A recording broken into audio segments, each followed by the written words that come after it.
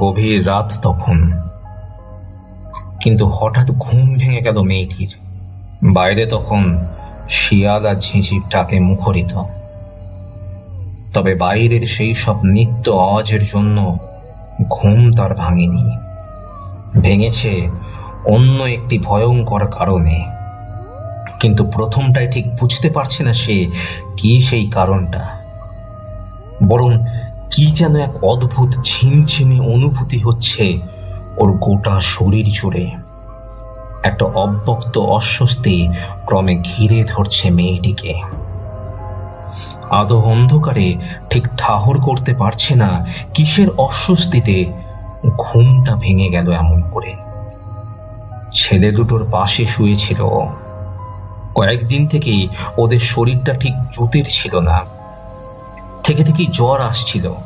গত রাতেও সেই রকম অবস্থা দেখে আর একা রাখার সাহস পায়নি বছর 24-এর এই মেয়েটা। মা বলে কথা, তাই কোলের কাছে নিয়ে শুয়েছিল নিজের সন্তানকে। ওর স্বামী ঘুমোচ্ছিলেন পাশের ঘরে। এমন সময় কিসের যেন শব্দ পেয়ে সচকিত হয়ে উঠল সে। কি ব্যাপার হলো? পাশের ঘর থেকে ক্রমাগত গো গো করে শব্দ হচ্ছে যেন। না না না, শুধু শুধু গো গো করে শব্দ হচ্ছে না, সাথে কিসের যেন কিচ কিচ করে ডাকও শোনা যাচ্ছে না। ধীরে ধীরে বিছানা থেকে নেমে ঘরের অর্ধেক ভেজানো দরজা ঠেলা দিতেই খুলে গেল সেটা। আর তারপরে ভিতরে দৃশ্য দেখে ভয়ে বিস্ময়ে পাথরের মূর্তির মতো হয়ে গেল যেন মুহূর্তের মধ্যে। সভয়ে দেখল ওর স্বামীর সারা শরীরটাকে দখল করে যারা বসে আছে তাদেরও চেনে। কিছুদিন আগেই ছাড়ে বংশে নির্বংশ করেছিল ওরা যাদের, তারাই এখন দখল করে আছে ওর স্বামীর গোটা শরীরটাকে। প্রবল আতঙ্কে আমতা আমতা করে মুখ দিয়ে বেরোলো কেবল একটি শব্দ, বাদুড়।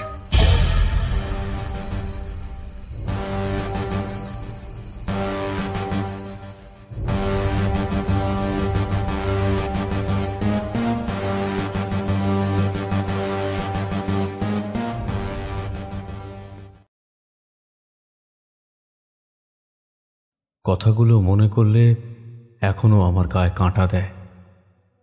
সত্যি এমন হতে পারে? সেবার চোখে না দেখলে কথাগুলো বিশ্বাস করতাম না কখনো। আমার ঠাকুর দেবতার ওপর ভক্তি শ্রদ্ধা ততটা ছিল না, বরং কেউ আমার সামনে দেব মাহাত্ম্যর বিষয় তুললে এক প্রকার ঝগড়া হয়ে যেত তার সাথে।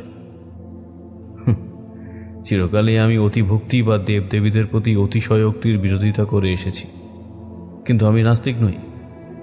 তবে অতিরিক্ত কোনো জিনিসকেই আমি পছন্দ করিনি কোনো কালই।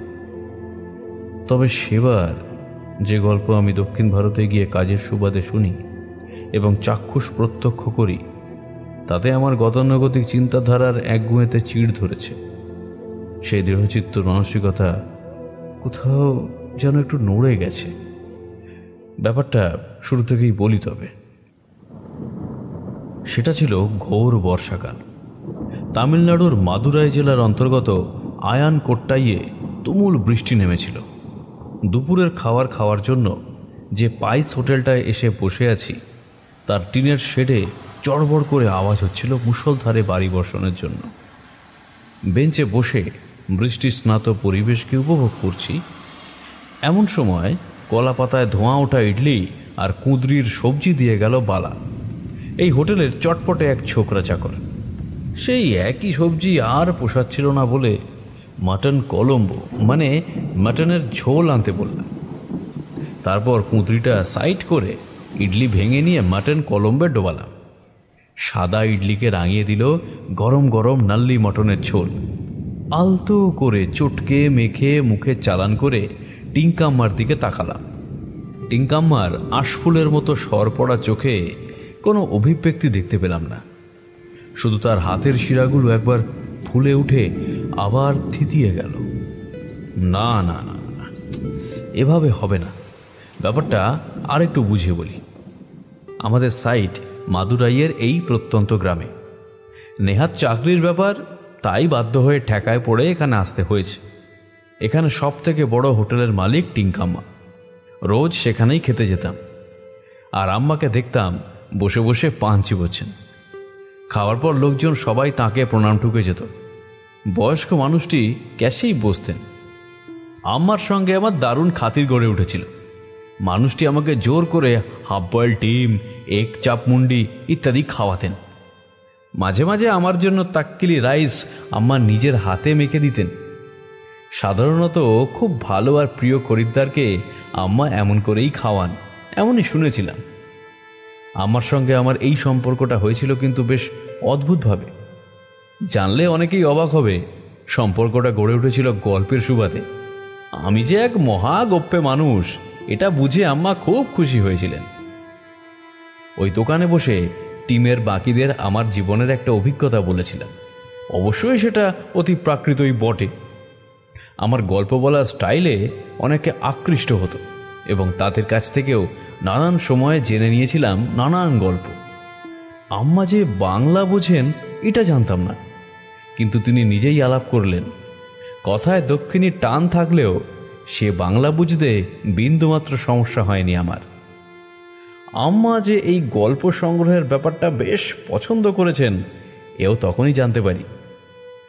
কথায় কথায় জেনেছিলাম মহিলাটির ছেলে নাতিরা সবাই শহরে, সেখানেই দোকান আর পড়াশুনো নিয়ে তারা দারুণ ব্যস্ত হয়ে পড়েছে। ছেলে বৌমারা হপ্তায় হপ্তায় গাড়ি নিয়ে আসে, বাড়ির ডাব নারকেল সবজি নিয়ে মামুলি খোঁজখবর সেরেই চলে যায়। বুড়ি মানুষটার মনের খবর কেউ রাখে না। সেই শূন্যস্থান কিছুটা হলেও ভরাট করেছিলাম আমি।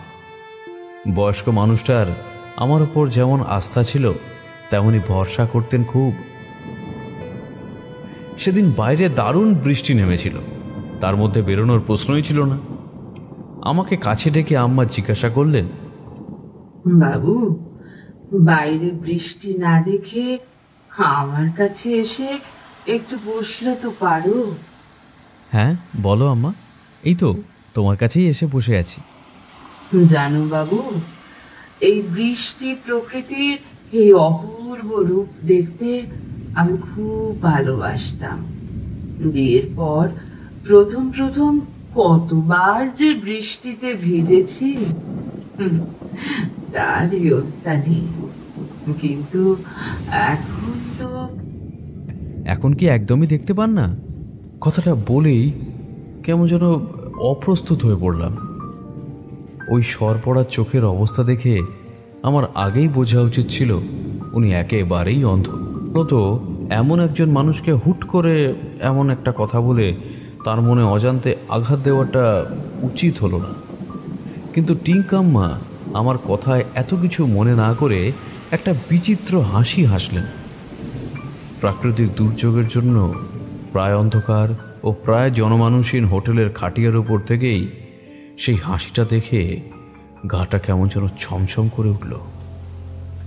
সরপড়ার চোখে অদৃশ্য প্রায় মণিটা যেন একবার কেঁপে উঠল। তারপর হাতড়ে হাতড়ে আমার হাতটা ধরে টিঙ্কাম্মা ফিসফিস করে হিসিসে গলায় বলে উঠল, লোভ, লোভ কতখানি ভয়ানক তোমার কোনো ধারণা আছে বাবু? লোভের বশবর্তী হয়ে দেবীর জিনিসে হাত বাড়ালে তা কতটা ভয়ানক হতে পারে তা জানো? কথাটা শুনে কেমন যেন চমকে উঠলাম। একটা অজানা শিরশিরানি অনুভূতি সারা শরীরে ছড়িয়ে পড়ে অজান্তেই হাতের লোমগুলো দাঁড় করিয়ে দিল। এটা কি বলছে বয়স্কা মানুষটি? সেই দেব বাহাত্তর কথা। কিন্তু অন্য দিনের মতো আজ আমার এসব কথায় বিরক্তি লাগছে না কেন? বিরক্তির বদলে একটা ভয় কেন মাথা চাড়া দিচ্ছে মনের মধ্যে। আমতা আমতা করে বললাম, দেবীর জিনিস মানে কি বলতে চাইছেন টিঙ্কাম্মা? আর লোভ কতখানি ভয়ানক কি দেখেছেন আপনি? অনেক অনেক কিছু করেছি, যে মারাত্মক পাপেই আজ আমার এই দশা। আমার কৃতকর্মের জন্যই ভয়ঙ্কর অভিশাপে অভিশপ্ত জীবন কাটাচ্ছি আমি। আর আর একজন। কি হয়েছিল আমায় বলবেন টিঙ্কাম্মা? আমি জানতে চাই কি এমন পাপ করেছিলেন যার অভিশাপে আপনি আজ অন্ধ? যে পাপ করেছিলাম এখন বুঝতে পারি, সে পাপের কোনো ক্ষমা হয় না। শুধু যে এই সামান্য অভিশাপে তিনি ক্ষান্ত, সেটা আমার পরম সৌভাগ্য। আসলে আমার মা ছিলেন একেবারে নির্বিরোধী, সংসার সর্বস্ব মানুষ। সংসারের বাইরে কিছু নিয়েই তিনি মাথা ঘামাতেন না। ফলে মদ আর জুয়ে বাবা সব সম্পত্তি উড়িয়ে দিচ্ছেন দেখেও তিনি কিচ্ছু বলেননি। আর বললেই বা শুনত কে তখন? তখনকার সমাজ এখনকার মতো তো এত উদার চেতা ছিল না।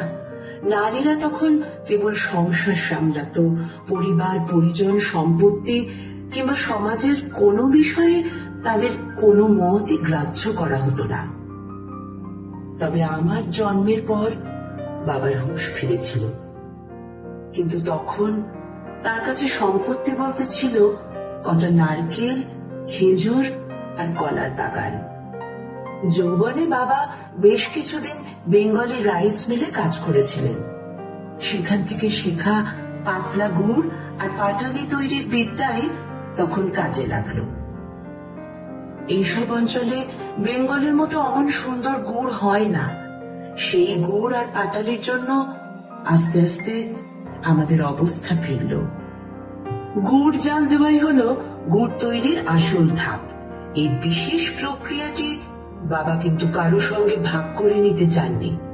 তাই বাবার সঙ্গে গাছ কাটা, রসের হাড়ি নামানো, গুড় বানানো এসব আমিই করতাম।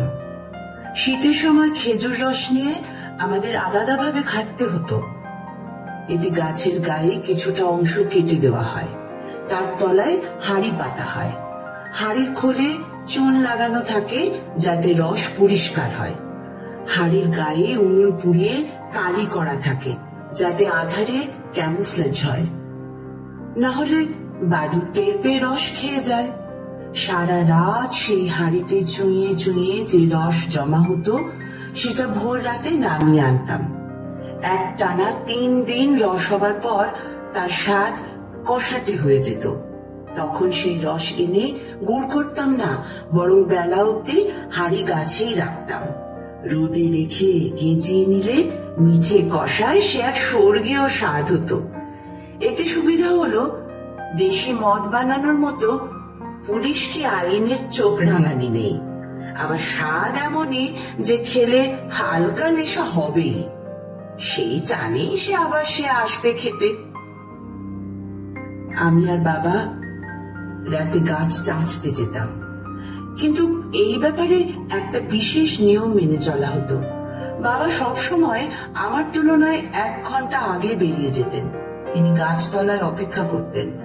তারপর 1 ঘন্টা বাদে আমি বাড়ির এক ঝি বা মায়ের সঙ্গে সেই গাছতলায় যেতাম। বাবা আগের এই 1 ঘন্টা ঠিক কি করতেন তা আমার অজানা ছিল। এ ব্যাপারে বাবার কঠোর নির্দেশ ছিল, তাই আমরা কোনোদিন বিষয়টার মধ্যে ঠিক কি রহস্য লুকিয়েছিল জানতে পারিনি।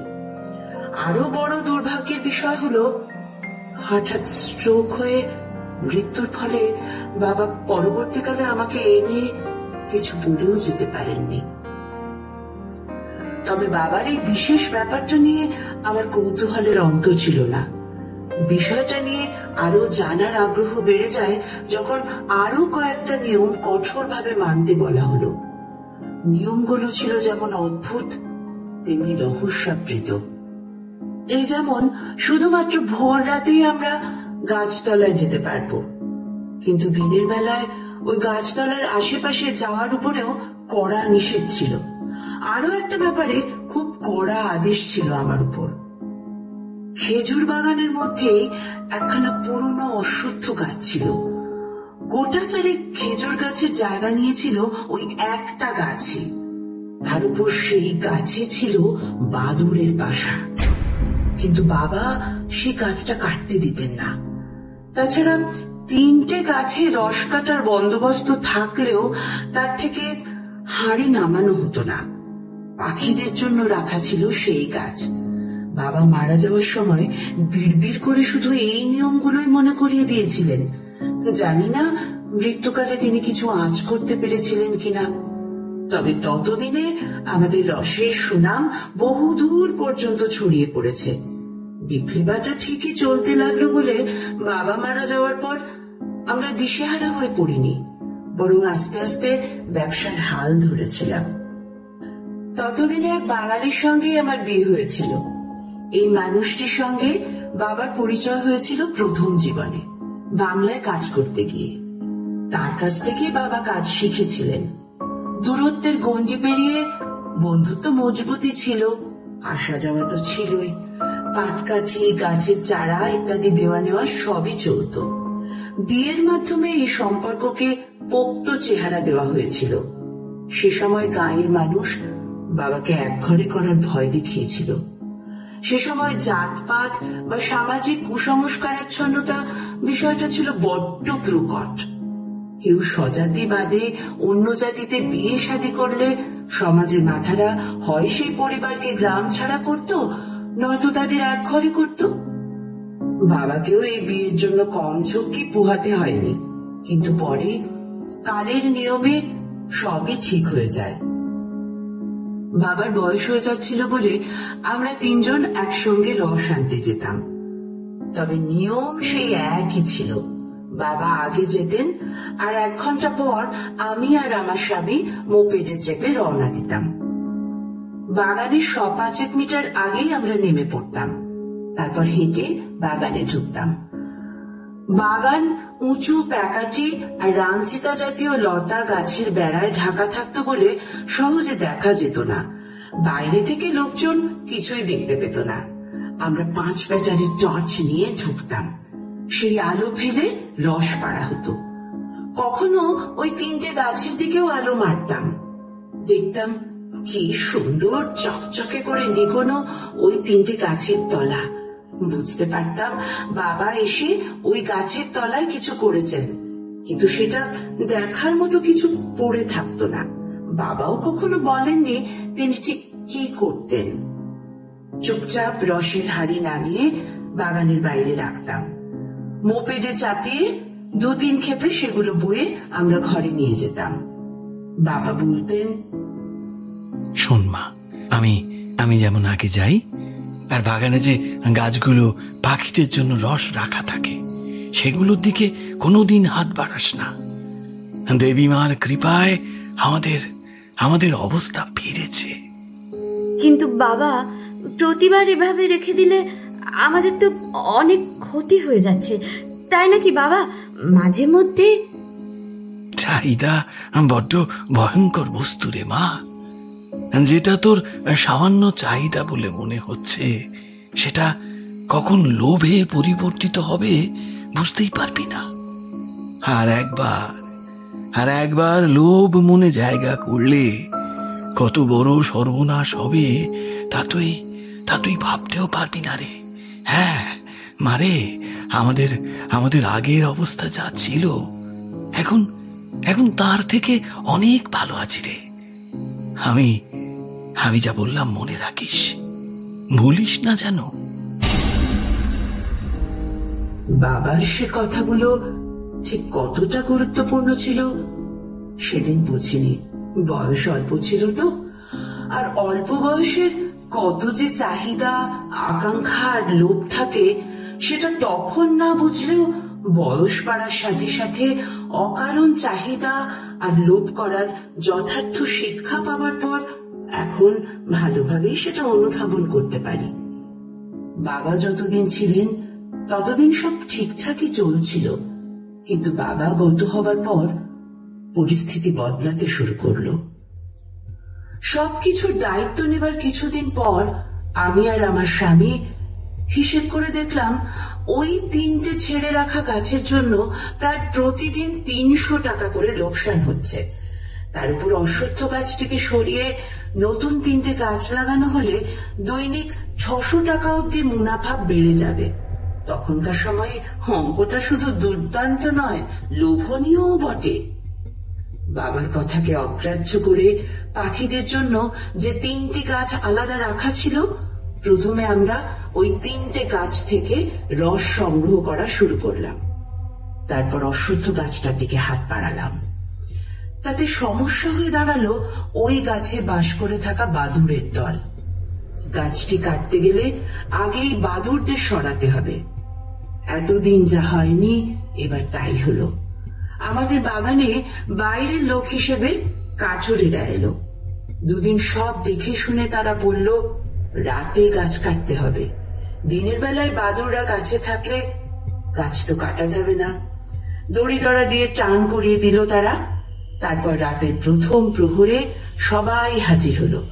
পেট্রোম্যাক্স, হ্যাজক এসব আগেই জোগাড় করে রাখা হয়েছিল অবশ্য। বাগানে ঢুকেই একটা প্রচন্ড কিচকিচ আওয়াজ পেলাম, যেন 10 তার হাড়ির উপর ছুরি ঘষছে কেউ। কান ঝালাপালা হয়ে যাচ্ছিল, কিন্তু সেসব উপেক্ষা করে সেদিকেই এগিয়ে গেলাম আমরা। যা দৃশ্য দেখলাম তাতে স্বভাবতই গায়ের লোম খাড়া হয়ে গেল রীতিমতো। দেখলাম ভয়ঙ্কর অথচ অদ্ভুত এক দৃশ্য।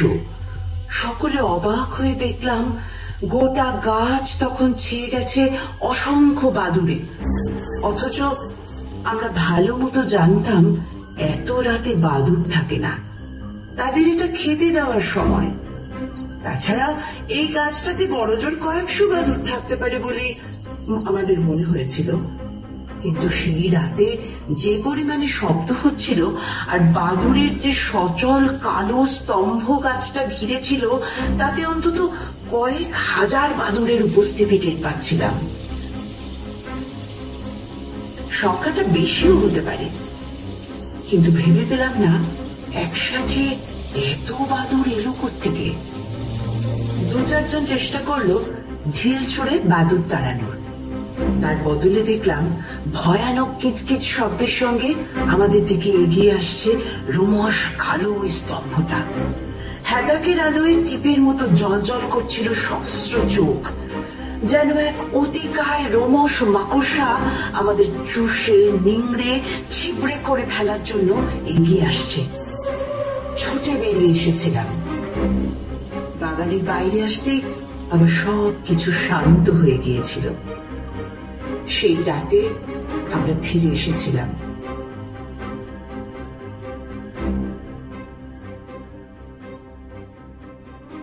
তারপর 2-3 রাত চেষ্টা করেও কিচ্ছু হলো না। তারই মধ্যে বাদুড়গুলো নতুন করে ক্ষতি করা শুরু করেছিল। আমরা রস ঘরে আনতেই পারছিলাম না, সমস্ত রস বাদুড়ে খেয়ে শেষ করে ফেলছিল। বাধ্য হয়ে একটা মরিয়া সিদ্ধান্ত নিতে হয়েছিল আমাদের। তাতে আমাদের খুব একটা সায় ছিল না, কিন্তু ক্রমাগত লোকসান দেখতে কারই বা ভালো লাগে। তাই সবচেয়ে খারাপ সিদ্ধান্তটাই নিতে হয়েছিল। সিদ্ধান্তটার খেসারত আজও আমাদের দিতে হচ্ছে, আর দিতেও হবে মৃত্যুর শেষ দিন পর্যন্ত। সেদিন সকালবেলা আমরা সবাই বাগানের বাইরে জড়ো হলাম। সঙ্গে ছিল 2 জ্যারিকেন কেরোসিন তেল। বাদুড়ের বৈশিষ্ট্যই হলো তারা সকালবেলা গাছের গায়ে ঝুলে থাকে। গাছটা থেকে হাত 2 দূরে গোল করে কেরোসিন তেল ঢেলে আগুন জ্বালিয়ে দেওয়া হলো। বাদুড়গুলো মারতে চাইনি আমরা, তাই একটু দূর থেকে গোল করে ঘিরে আগুন জ্বালিয়েছিলাম। সচরাচর আগুনের তাত পেলে বাদুড় গাছের গোড়ায় পড়ে যায়। তারপর আমরা চলে আসতাম। পরিকল্পনা ছিল এভাবে আরো 2 দিন করলে বাদুড়রা বাসা ছাড়বে। কয়েকবার এরকম আগুনের তাতে ভয় পাইয়ে দিলে বাদুড়েরা সচরাচর সেখানে ফিরে আসে না। কিন্তু টানা 3 দিন এরকম করার পরেও বাদুড়গুলো কিছুতেই গাছ ছেড়ে গেল না। তাই শেষে 4র্থ দিন সেই ভয়ঙ্কর সিদ্ধান্তটা নেওয়া হলো। গাছের গোড়াতেই আগুন লাগিয়ে দেওয়া হলো। সে ছিল এক ভয়ানক হৃদয় বিদারী দৃশ্য, বাদুড়গুলো লাফাচ্ছিল, ঝাঁপাচ্ছিল, ছটফট করছিল আর চলছিল। জ্বলন্ত অবস্থায় বাদুড়গুলো এদিক ওদিক ছিটকে পড়ে শুকনো পাতায় আগুন লেগে যাচ্ছিল। মুহূর্তের মধ্যে জায়গাটিতে যেন দাবানল লেগে গেল। আমাদের বেশ কিছু গাছ ক্ষতিগ্রস্ত হলো সেই আগুনে। অশ্বত্থ গাছটা পুড়ে গিয়ে সেখানে তার পোড়া কঙ্কালসার দেহটা নিয়ে দাঁড়িয়ে রইল। রাতের অন্ধকারে সে গাছটাকে দেখলে রীতিমতো গায়ে কাঁটা দিত। বাদুড়রা বিদেয় হলো ঠিকই, কিন্তু এরপর থেকে সমস্যা একেবারে মারাত্মক চেহারা নিল। যা যা আমাদের বাড়িতে হতে শুরু করলো তাতে স্পষ্ট বোঝা গেল এর পিছনে আছে কোনো অতি প্রাকৃত শক্তি। আমাদের বাড়িতে 8খানা দুধের গাভী ছিল, আর ছিল বিশাল একখানা ষাঁড়। উত্তম সন্তানের আশায় অনেকেই গরু নিয়ে আমাদের ষাঁড়ের কাছে পাল দেওয়াতে আসতো। কিন্তু একদিন হঠাৎ সেই ষাঁড়টি কিভাবে জানি উধাও হয়ে গেল। সে যে কোথায় গেল তা আমরা বুঝতেই পারলাম না। শুধু রাতে বাঁধা থাকতো সে, বাকি সারাদিন গোটা পাড়া চষে বেড়াতো। রাতে সে দড়ি ছিঁড়ে পালিয়ে গেল। তারপরে উধাও হলো দুটি দুধের গায়ে। এরপর একদিন বজ্রপাতে আমাদের 5টি ফলন্ত নারকেল গাছ দাউ দাউ করে জ্বলে উঠল। সে ছিল বিনা মেঘের বজ্রপাত। তারই সঙ্গে তুমুল ঝোড়ো হাওয়া শুরু হওয়ার ফলে ছড়িয়ে পড়া আগুন আমাদের গোটা নারকেল বাগানটাই প্রায় নষ্ট করে ফেলল। নারকেল গাছগুলো যে রাতে নষ্ট হলো বাজ পড়ে, সেই রাতের কথা। গ্রামের দিকে রাতে লোকজন একটু তাড়াতাড়ি শুয়ে পড়ে, যেহেতু তারা অনেকে ভোরবেলায় খেতে যায়। কিন্তু আমাদের কাজ ছিল রাতের বেলায়। বাগান থেকে রস রাতের অন্ধকারেই আমরা আনতাম। সে রাতে গোয়াল ঘরের পাশে গুদাম ঘর থেকে খালি রসের হাঁড়ি নিয়ে আসতে গিয়ে কি কারণে যেন অজানা একটা আতঙ্ক আমায় ঘিরে ধরল। 5টি ইন্দ্রিয়ের বাইরে যে 6 নম্বর ইন্দ্রিয়টি আমাদের আছে, সে মুহূর্তে যেন সজাগ হয়ে আমায় জানান দিল এখানে এমন কিছু আছে যা সাধারণের যুক্তি বা ভাবনার বাইরে অবস্থান করে। কাঠের দরজাটা শিকল ধরে কোনো মতে আমার বাঁদিকে তাকিয়ে দেখলাম, আর সাথে সাথে আমার হৃৎপিণ্ডটা তড়াক করে লাফিয়ে উঠে মনে হলো যেন গলার কাছে এসে আটকেছে। বাঁ পাশের ফাঁকা জমির উপরে বাজে পুড়ে যাওয়া নারকেল গাছ থেকে উল্টো করে ঝুলে আছে একটা বিশাল আকারের বাদুড়। না, গ্রামের মেয়ে হবার জন্য বাদুড় আমি অনেক দেখেছি, কিন্তু এই বাদুড় আমার চেনা বাদুড়ের মতো নয়, একেবারেই নয়। লম্বায় প্রায় 8 থেকে 9 ফুটের বেশি, কালো কুচকুচে প্রাণীটার লাল অঙ্গারের মতো জ্বলন্ত 2 চোখের দৃষ্টি নিবদ্ধ রয়েছে ঠিক আমারই উপর। সে চোখ থেকে ক্রোধ আর প্রতিশোধের আগুন ঝরে পড়ছে ক্রমাগত। ওই দৃষ্টি যেন আমায় সম্মোহিত করে চিৎকার করার সামান্য শক্তিটুকুও যেন লোপ পেয়ে গিয়েছিল। কিন্তু হঠাৎ যে নারকীয় দৃশ্য দেখলাম তাতে একটা আমার জড়তা মুহূর্তে যেন উবে গেল। দেখলাম বাদুড়টা সেই বিশাল দেহটা যেন মুহূর্তে খণ্ড খণ্ড বিভক্ত হয়ে তীর বেগে ছুটে আসলো আমার দিকে। প্রবল ভয়ে আর আতঙ্কে চিৎকার করে মাটিতে পড়ে গেলাম।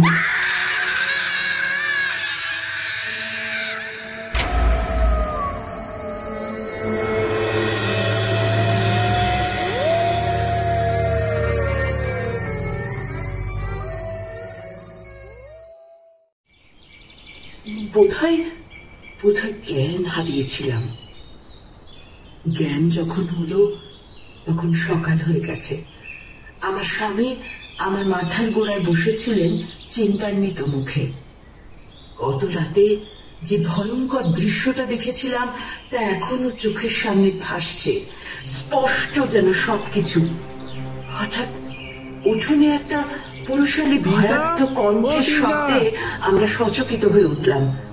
ভয়ে ভয়ে বাইরে আসার সাথে সাথেই, এই তোমরা তোমাদের ওই গরুগুলো খুঁজছিলে না?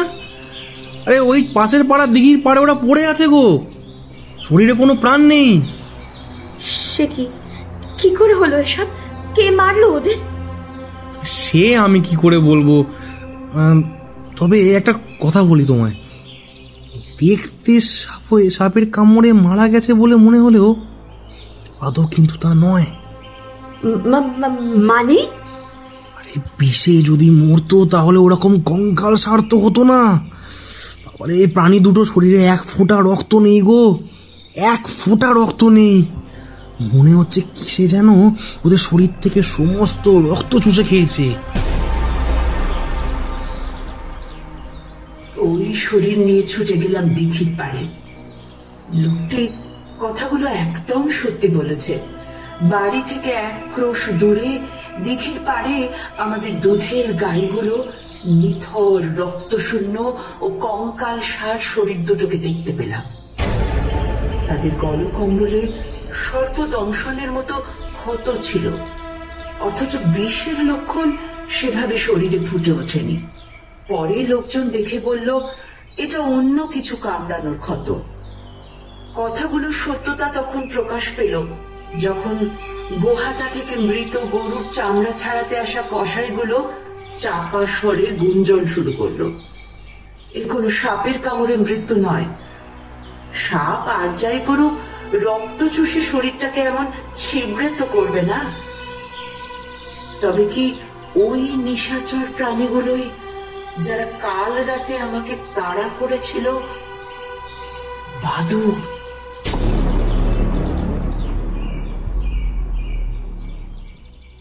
মাঠে তখন ধান ভর্তি।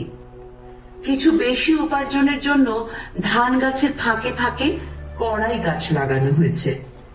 কড়াইশুঁটি পেকে গেছে, হপ্তাখানেক পরেই ঘরে ফসল উঠবে।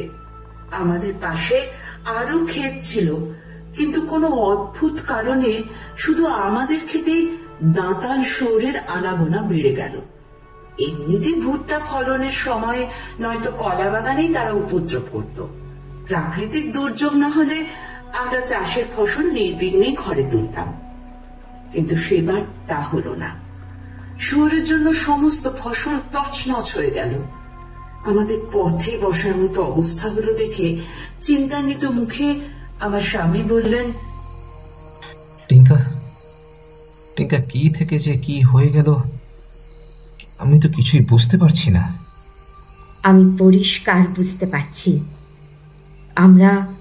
আমরা কোনো কিছুর ভয়ঙ্কর অভিশাপে শাপগ্রস্ত হয়েছি। কিন্তু কিসের জন্য, কি এমন করেছি যার জন্য এমন অভিশাপগ্রস্ত হলাম? কি করেছো? এখনো বলছো কি করেছো? তুমি কি সত্যি বুঝতে পারছো না কিসের জন্য এসব হচ্ছে? আরে আরে অবান্তর কথা বলছো তো তুমি। জানলে কি আমি তার ব্যবস্থা করতাম না আগে? কি ভাবো কি তুমি আমাকে? আমাদের কাঠুরেরা সকলে একে একে মারা যাচ্ছে, সেই খবর তুমি রাখো? দেখো টিঙ্কা, মাথায় এমনিতেই বিগড়ে আছে, এর মধ্যে অহেতুক বাজে কথা বলে আমার মাথাটাকে গুলিয়ে দিও না। কথা বলতে যদি ভালো না লাগে তাহলে দয়া করে চুপ করে থাকো। উনি আরো কিছু বলতে যাচ্ছিলেন, এমন সময় পাশের ঘর থেকে কান্নার শব্দ শুনে দৌড়ে ভিতরে গেলাম। দেখে আমার ছেলে দুহাতে পেট চেপে কাটা পাঁঠার মতো ছটফট করছে। কাছে গিয়ে বুঝতে পারলাম ওর অসম্ভব পেটে যন্ত্রণা করছে। সেই শুরু হলো অসুখের। এরপর একে একে আমাদের বাড়ির সবাই অসুস্থ হতে শুরু করলো। আমার মা শয্যাশায়ী হয়ে পড়লেন, আমার সন্তানেরা সবাই অসুস্থ হয়ে বিছানা নিল। ধার দেনা করেও সবার যথাসম্ভব চিকিৎসার ব্যবস্থা করলাম, কিন্তু কিছুই হচ্ছিল না। তার সঙ্গে পাল্লা দিয়ে বাড়ছিল বাদুড়ের উৎপাত। বাড়ির আশেপাশে গাছগুলোতে বাদুড় ভীষণ রকম বেড়ে গেল। ফাঁকা উঠোনের ভিতর দিয়ে বাদুড়ের দল ঘরে ঢুকে বসে থাকতো। এমনকি রান্নাঘরে গিয়ে দেখতাম শয়ে শয়ে বাদুড়। বেশ বুঝতে পারছিলাম আমার ভাবনা অমূলক নয়, এক ভয়ানক অভিশাপ নেমে এসেছে আমাদের উপর। মারিয়াম্মানের কাছে হত্যে দিয়ে পড়েছিলাম, কিন্তু কিছু হচ্ছিল না। আমাদের জায়গা, জমি, ক্ষেত, বাড়ি সব দেখতে দেখতে উজাড় হয়ে যাচ্ছিল। বুঝতে পারছিলাম আমরাও শেষ হতে চলেছি। শুধু প্রার্থনা করছিলাম ছেলে মেয়েগুলো যেন বেঁচে থাকে। সেদিন রাতে আমি সন্তানদের কাছে শুয়েছিলাম। মাঝরাতে ছোট ছেলেটা একটু ছটফট করছিল বলে ঘুম পাতলা হয়ে গেছিল। তখনই একটা কিচকিচ শব্দ পেলাম পাশের ঘর থেকে। বুঝতে পারলাম পাশের ঘরে আমার অতি পরিচিত কিছু শব্দ আসছে। জানতাম ওই ঘরে আমার স্বামী ঘুমোচ্ছিলেন। ছ্যাঁত করে উঠল বুকটা। ভয়ঙ্কর কিছু আশঙ্কা করে আমি উঠে গেলাম। ঘরের দরজাটা ভেজানো ছিল, হালকা ঠেলা দিতেই খুলে গেল। চমকে উঠে সবাই দেখলাম ও শরীর জোরে বাদুড় বসে আছে। তাদেরই সমবেত কিচকিচ স্বর শুনেছিলাম আমি। ওর মুখ থেকে চাপা গো গো আওয়াজ আসছিল। আমি চিৎকার করে উঠতে বাদুড়গুলো মুহূর্তের মধ্যে উধাও হয়ে গেল। ছুটে গিয়ে পড়লাম মারিয়াম্মানের দ্বারে। মন বলছিল আজ মা ছাড়া আমার কেউ নেই। হয় মা আজ আমাকে পথ বলে দেবেন, না হলে আমি এখানেই উপবাসে প্রাণ দেব। রাত গেল, সকাল গড়িয়ে দুপুর হলো, তাও আমি ঠাকুর ঘরের বাইরে বেরোইনি। বিকেলের দিকে ঘুমিয়ে পড়েছিলাম মায়ের সিংহাসনের নিচে। আন্দাজ করেছিলাম আগেই কি থেকে এসব হচ্ছে। হত্যে দিয়ে পড়ে থাকার সময় যে ভয়ঙ্কর স্বপ্ন দেখলাম, তাতে আমার ধারণা আরো বদ্ধমূল হলো। সভয়ে দেখলাম দেবী মা সিংহাসনে বসে আমার দিকে রোষায়িত নয়নে তাকিয়ে আছেন। কিন্তু সেই মূর্তি মা মারিয়াম্মানের নয়, তিনি ছিলেন মা কাটেরি আম্মান, কাভাল দেবিয়ামের অন্যতমা। মাথায় যেন বজ্রাঘাত হলো। আমি যতটা ব্যাপারটা সাধারণ বিষয় বলে আন্দাজ করেছিলাম, সেটা কিন্তু ততটা সাধারণ তো নয়। নিজের উপর নিজেরই রাগ হলো। এতদিন কেন কথাটা মনে পড়েনি? কেন? পারাক্কাম বাহুল এর অর্থ হলো বাদুড়, আর কাটেরি এর অর্থ হলো পবিত্র বাদুড়। এরা মায়ের সহচর, মায়ের স্নেহধন্য। ব্যাপারটার গুরুত্ব এতটাই গভীর, সত্যি ঘনাক্ষরও বুঝিনি। অজান্তে কি করেছি আমরা? এ তো ভুল নয়, মারাত্মক পাপ। ক্ষমা চাওয়ার ভাষাও খুঁজে পেলাম না। চোখ দিয়ে অঝরে জল ছুটতে লাগলো। আস্তে আস্তে মায়ের রূপ অনেকখানি শান্ত হয়ে এলো। মা বললেন, তোর এত বড় স্পর্ধা, তুই আমার প্রাণীদের গায়ে আগুন দিলি, অথচ এখন তোদের যে ঐশ্বর্য, তোদের যে প্রভাব প্রতিপত্তি, তা আমারই দেওয়া। তোর বাবা তো সব বেচতে বেচতে ওই গাছগুলোই শুধু রেখে দিয়েছিল। অশ্বত্থ গাছের নিচে আমি বাস করতাম, সেটা তোর বাবা আগে জানত না। যদিও ওই জমিও চাইলেও বেচতে পারত না। এক রাতে গাছ থেকে হাঁড়ি নামাতে গিয়ে সে আমার দর্শন পায়। আমি বাদুড়ের বেশে রস পান করছিলাম। এত বড় বাদুড়, তাই কপালে ত্রিপুনণ্ডক দেখে সে আমার পায়ের কাছে বসে পড়েছিল, নিজের অবস্থা খুলে বলেছিল। আমি ওর আক্ষেপ দেখে ওকে আশীর্বাদ করেছিলাম, কিন্তু শর্ত ছিল ওই অশ্বত্থ গাছের তলা সব সময় ঝকঝকে তকতকে থাকবে। রোজ রাতে এসে ও আমার পুজো করত এবং এই গাছতলা পরিষ্কার করত। ওকে প্রতিশ্রুতি দিতে হয়েছিল যে আমি না চাইলে আমার অস্তিত্বের কথা কেউ যেন না জানে। এও শর্ত হয়েছিল যে 3টি খেজুর গাছের রস পান করবে শুধু আমার সন্তানেরা, তাদের গায়ে কেউ হাত দেবে না। কিন্তু তোদের এমন লোভ যে হাতে পেয়ে গাছ পুড়িয়ে দিলি। দেখতে চেয়েছিলাম তোদের মনোবৃত্তি কেমন, তখনই বুঝলাম তোরা আমার পুজো করার যোগ্যই নস। আমি তাই শুনে আর্তনাদ করে উঠলাম। বুঝলাম লোভের বশে অনেক বড় পাপ করে ফেলেছি, যার কোনো ক্ষমাই হয় না। আমার ক্ষমা চাওয়ার ভাষা হারিয়ে গেল। কেবল চিৎকার করে কাঁদতে লাগলাম অসহায় ভাবে। অঝোর ধারায় দু চোখ থেকে জল পড়তে লাগলো। আমার ওরকম করুণ অবস্থা দেখে মা স্নেহ পরবশ হলেন। বললেন, ঠিক আছে, এবারের মতো আমি তোদের ক্ষমা করলাম। শুধু বাদুর নয়, তোরাও আমার সন্তান। তোর বাবার অকস্মাৎ মৃত্যুর ফলে তোরা অনেক কিছুই জানতে পারিসনি, কিন্তু সেটা বিচার্য নয়। এই পৃথিবীর প্রতিটা প্রাণী আমার সন্তান। তারা স্ব স্থানে শ্রেষ্ঠ। অকারণে প্রাণী হত্যা আমি কিন্তু বরদাস্ত করব না। ওই গাছের জায়গায় আমার মন্দির করে দিস, নিত্য পূজা দিস বিধিমতে। তবে বিনা শাস্তিতে তোদের মুক্তিও দেব না। শাস্তি পেলে তোরাও মনে রাখবি, আর বাকিদেরও শিক্ষা হবে যে এই রকম জঘন্য কাজ করলে তার পরিণতি কতটা ভয়ঙ্কর হয়। তাই তোর যে চোখে লোভের নেশা ছিল সেটা আমি নিলাম। তোর স্বামীর মস্তিষ্কে কূটবুদ্ধি, নীচতা, লোভ এগুলো মাথাচাড়া দিয়েছিল, তার ব্যবস্থাও করলাম। তুই অন্ধ রয়ে যাবি, আর তোর স্বামী হবে জীবনৃত, উন্মাদ। সেবার মধ্যে দিয়ে প্রায়শ্চিত্ত কর। মনে রাখবি, পৃথিবীতে সবাইকে বাঁচার সমান অধিকার দিয়েই আমি পাঠিয়েছি। নিজের ক্ষুদ্র স্বার্থ চরিতার্থ করার জন্য তাদের আঘাত করা মানে জগৎ মাতাকে আঘাত করা। মা হয়ে এই কথাটুকু আজীবন মনে রাখিস। তারপর হঠাৎ করে আমার ঘুম ভেঙে গেল। দেখলাম মায়ের মূর্তির কাছে সদ্য দেওয়া ফুলগুলোর উপর ভ্রমর গুনগুন করছে।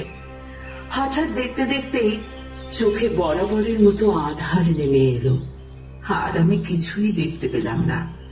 বুঝলাম সারা জীবনের মতো আমার দু চোখকে অন্ধকার গ্রাস করলো। দেবীর শাস্তি পেতে তো হবেই। এ যাত্রায় জীবন, স্বামী, সন্তানদের প্রাণে বাঁচাতে অন্তত পারলাম, এইটুকুই সান্ত্বনা। দু চোখের জল মুছে শুধু হাত দুখানি উঁচু করে মায়ের উদ্দেশ্যে প্রণাম জানালাম। সেদিনের পর আস্তে আস্তে সব কিছু ঠিক হয়ে গিয়েছিল। সবটাই অবশ্য শুনে শুনে জেনেছি। আমি তো আর দেখতে পাই না, তবে আজও বাড়ি যাওয়ার সময়। কথাটা শেষ হওয়ার আগেই এমন একটা জিনিস দেখতে পেলাম যা দেখে আমার দিনের আলোর মধ্যেও গায়ে কাঁটা দিয়ে উঠল। একটা বিশাল বাদুড় এসে টিঙ্কাম্মার পিছনে একটা দেওয়ালের কার্নিশে ঝুলে পড়ল। দিনের বেলায় বাদুড়, তাও এত বড়, আমি আগে দেখিনি। ভয় পেয়ে পিছিয়ে গেলাম। তারপর বুঝলাম স্বাভাবিক, দোকানে কারো ভাবান্তর হলো না। এরপর 2 মাস কেটে গেল, কাজ পুরোলো। ফিরে যাওয়ার আগে টিঙ্কাম্মার সঙ্গে দেখা করে প্রণাম করলাম। 2 হাত তুলে আমাকে আশীর্বাদ করলেন প্রবীণা। মায়ের প্রসাদও খাওয়ালেন। তবে বেরিয়ে আসার সময় বালা অর্থাৎ হোটেলের ছোকরা চাকরটা চুপি চুপি বলল, বাবু একটা কথা বলবো? হ্যাঁ বল। সেদিন টিঙ্কাম্মা গল্প শেষ করতে পারেনি। মায়ের কথা মতো চলেছে বলে টিঙ্কাম্মার চোখ দুটো ওই বাদুড়ের চোখ হয়ে গেছে। ওই বাদুড় দিনেও দেখে, আর টিঙ্কাম্মা দিনের বেলা না দেখতে পেলেও রাতে কিন্তু সব দেখতে পায়।